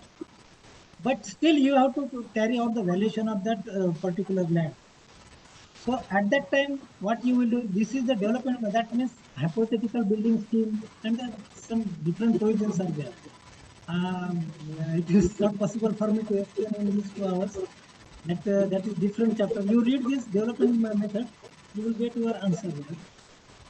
Then allocation method, this because these are already developed properties, some in the urban the central areas or some different areas. At that time, you do not have the sales data. At that time, how you will carry out the valuation of that land? Some builders are developing many projects in Pune, then Bangalore, Mumbai, Chennai. Old property is being removed, and at that time, that means it will be the test of the valuer. That means you need your own. You have to use your own experience. You need to carry your local inquiry and everything. And then guideline rate. Then guideline rate. What are the guideline rates? Someone is. Extraction rate. Then guideline rates, everyone knows. But I think there are also some. Can anyone tell me what are the zone plans in guideline rates, ready reckoner rates? Is anyone had idea? Then try to explain me. What are the zone plans in the guideline rates, ready reckoner rates? Anyone has idea? These are very important because but still I'm thinking to take separate lecture on this guideline rates. I was assistant director of town planning valuation for these rates, guideline rates, radiation rate. I have prepared radiation rates for the 8 districts. So that means Guidelines these is particularly written the agricultural rights, residential property, commercial property, no development plan there. these are the provisions as per the bylaws. This okay, but what I'm asking, value zone plans. What are the value zone plans?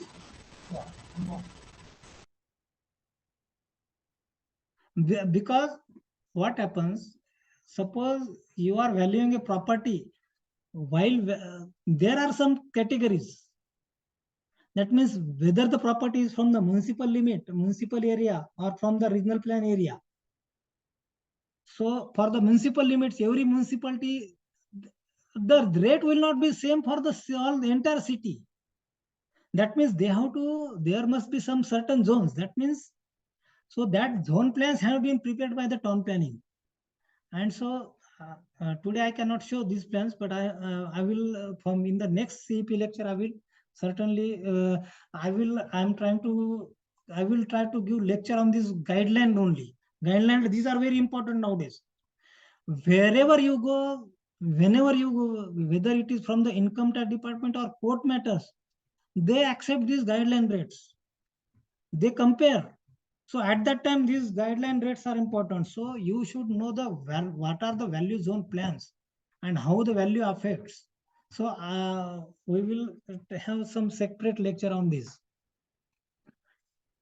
So come to the conclusion, this belting method everyone know. And if you come across any difficulty regarding valuation, because I can do any type of valuation.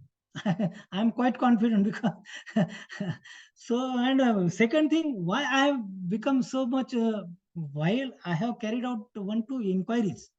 Being an inquiry officer, I have to study everything.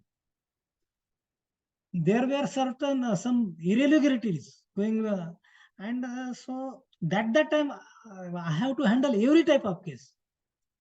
So if you come across any difficulty, then you can ask me. No, don't hesitate. Whatever knowledge I have, I will try to share with you. Then I think thank you everyone. Thank you everyone for listening me for these 2 hours. Sir, can you please share your mail? Sir, can you share your email ID or contact number, sir, please? Yeah, I will. We'll not disturb you for the phone calls. We will just No, you can disturb. Yes, or yes. we can mail.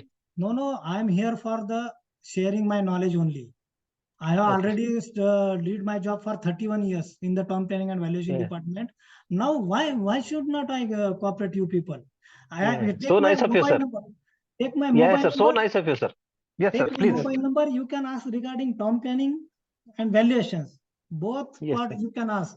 Because what is happening? These are correlated with each other. And what is happening? Valuers are not related with the town planning regulations. And these are the base.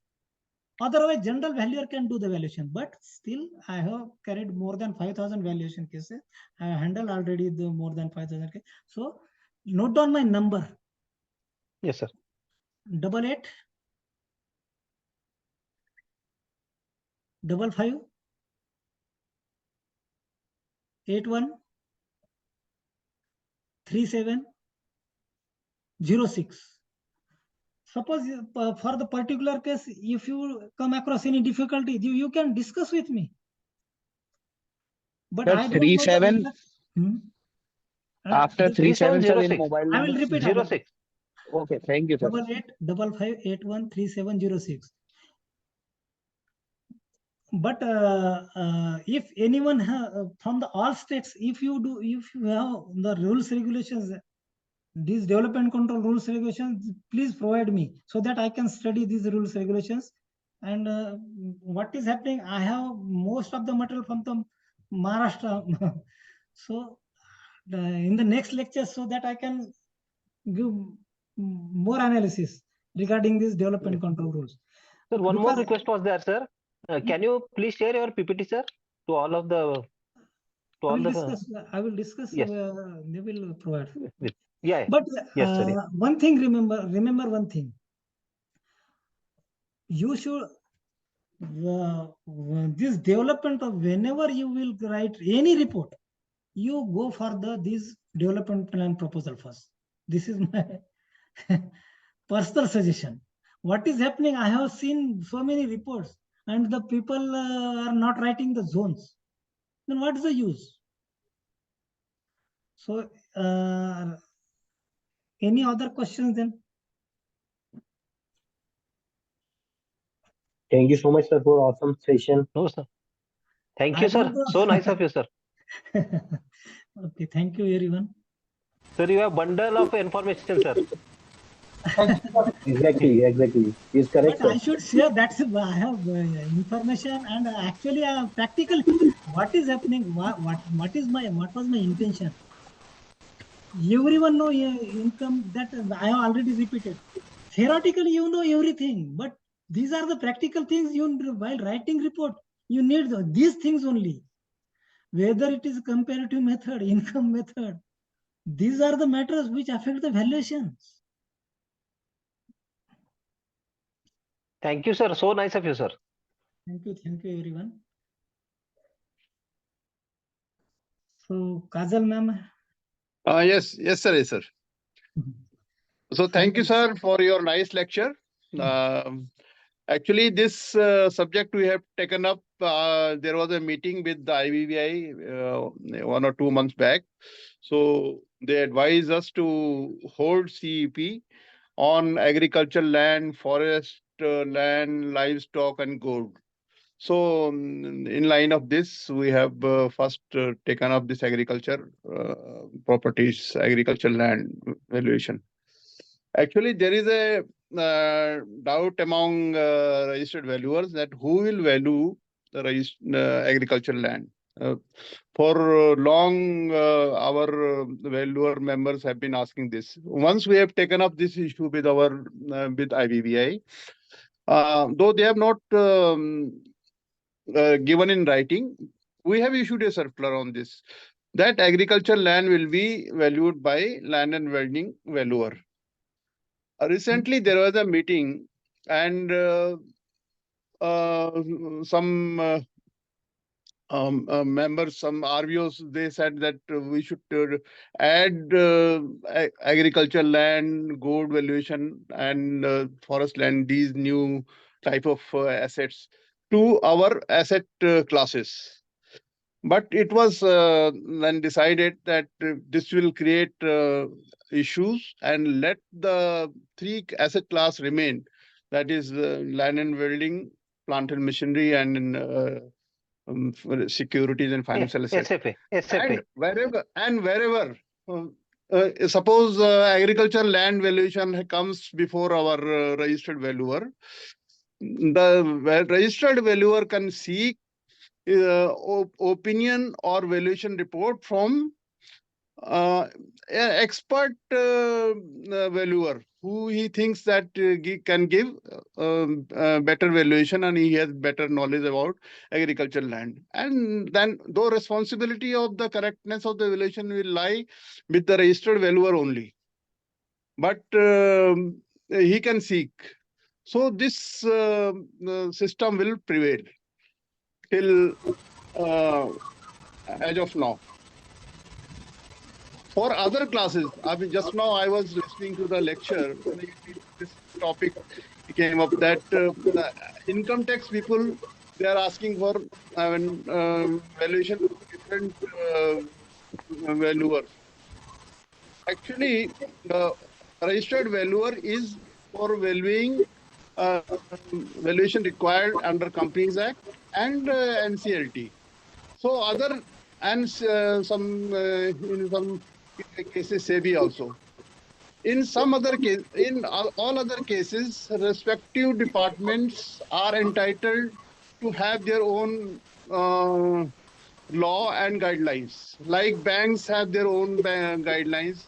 So government has in recent meeting with the government officials, it was advised that they should prefer and take work from the registered valuer. That is, the government is now promoting or trying to give work to registered valuers. But till that time, when there is no complete guideline or law, this will prevail. The other Income Tax Act, they can have their own guidelines. Banks also can have their own guidelines.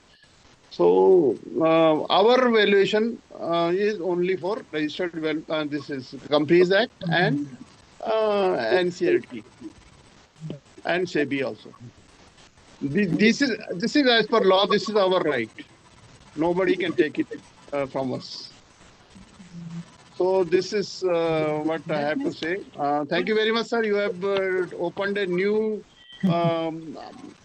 area for our knowledge. Up till now, we were.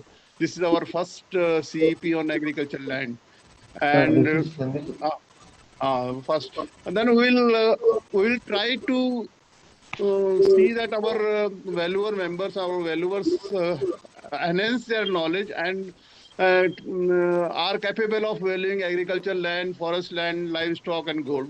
We will give guidelines. Some knowledge sharing will be there in under CEP or some other methods also. So thank you very much.